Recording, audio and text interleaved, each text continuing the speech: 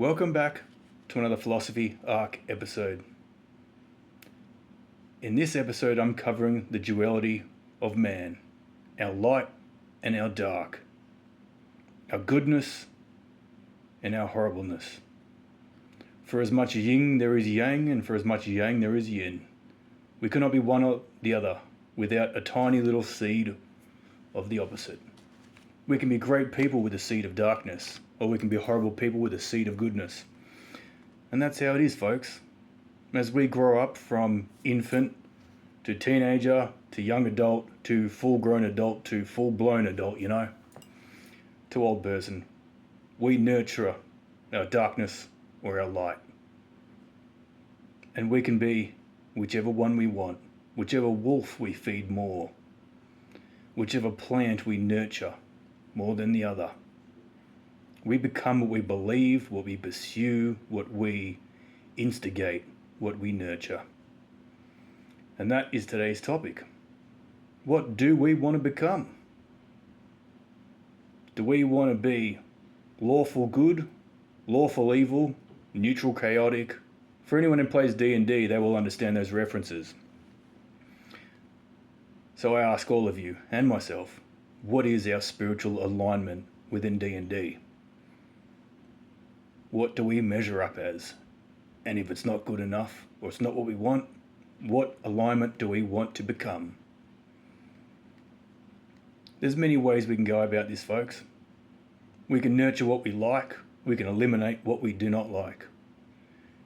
We can water and foster and grow into the direction of what we want to become. If we want to be doing something more for the community instead of the selfishness for ourselves behind closed doors at home, just wasting away our days on Netflix or TikToks or scrolling or bed rotting while we doom scroll, well, then we need to mix it up and change it up. We need to initiate new activities to replace the old ones and overlay them with better methods that then just wash away the old technique, down the river. Because fresh water always comes down the valley and flushes away the stagnant bodies of water. The new replaces the old, and the old becomes mulch for the future.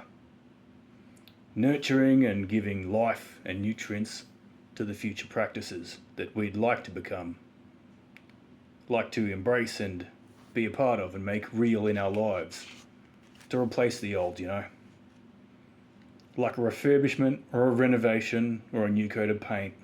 We all upgrade and change, folks. Even when we believe that we cannot be fixed, we cannot be saved, we cannot be forgiven, we can be. It's not about feeling regret and getting bashed for it or shamed or that we cannot change and it's impossible. It's about going, hey, I've got a problem. I found a solution, or I need to find a solution to fix the problem. Now, does this solution have what I need to overcome the problem in the past? And if that's happening, then that's going to get washed away down the river with new, fresh water and ideas and methods and daily processes and daily systems. Say if I wanted to learn how to juggle, well, then I'd put 3 juggling balls next to my bed, and every morning, I'd try and get 3 full juggle rotations in the air before I get out of bed. And then I'd go have my bathroom break and my shower and brush my teeth and make breakfast and get ready for work and then go out and conquer the world. And then I'd come home and then before bed, I'd juggle full 3 rotations before I go to bed. That's a new method right there. Plan it, lay it out, put it at the most accessible spot to your daily routine, to the point that we're literally tripping over it, And then we can turn something from one thing into another. One other method is, if we need to not be doing something, get ourselves out of the house. If we're not at home, we can't partake in the activity. Good, bad, negative, positive, otherwise, To replace one method with another, it's like retraining a dog.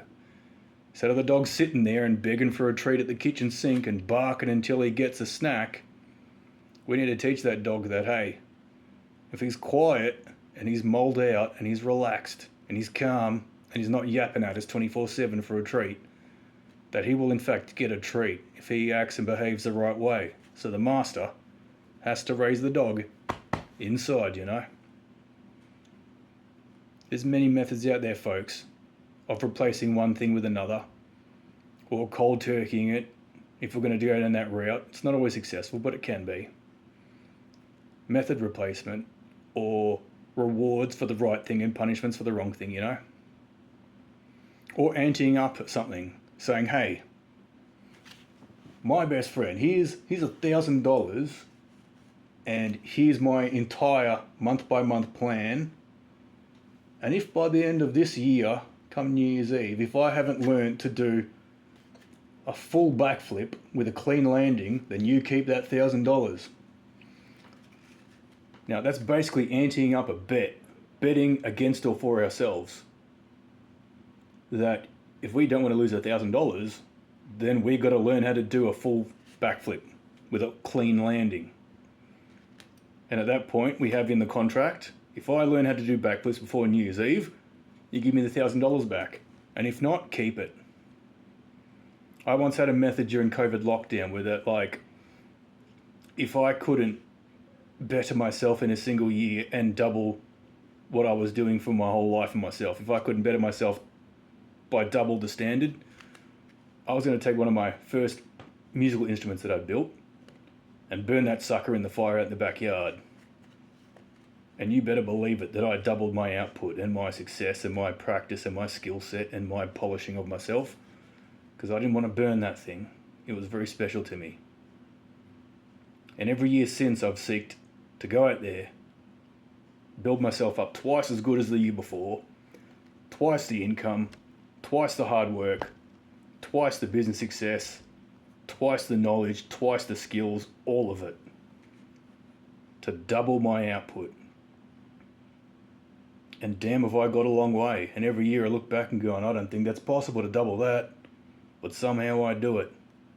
And the stakes it cost, well, it's my future, it's my income, it's my self-autonomy, living by myself and having my own freedom and power and self-control and self-direction, and freedom of nobody else but myself telling me who I'm going to become and be and what I can do with my spare time. And I'll keep doubling my future every single year. So folks, whether it's the yin or the yang, the light or the dark, the positive or the negative, the bringing stuff into this world with creativity or consuming and taking stuff out of this world with acceptance and accepting the beauty of creation from others. We can create, we can consume, we can refine, we can grow, we can be light, we can be dark, we can be positive, we can be negative. And if we can accept these things and come up with a little plan individually to be whatever we want to be, well folks, go out there and be it. Become your best, happiest future self with a plan. This is Phill-osophy Arc. I love myself, I love all of you, and catch you later. Hey, Future Racer here. If you're finding the Phill-osophy Arc series inspirational, educational, entertaining, humorous, or it's giving you a little smile, think about liking and subscribing. If you have a family member, loved one, or friend who you think could equally benefit from this series, think about sharing it with them.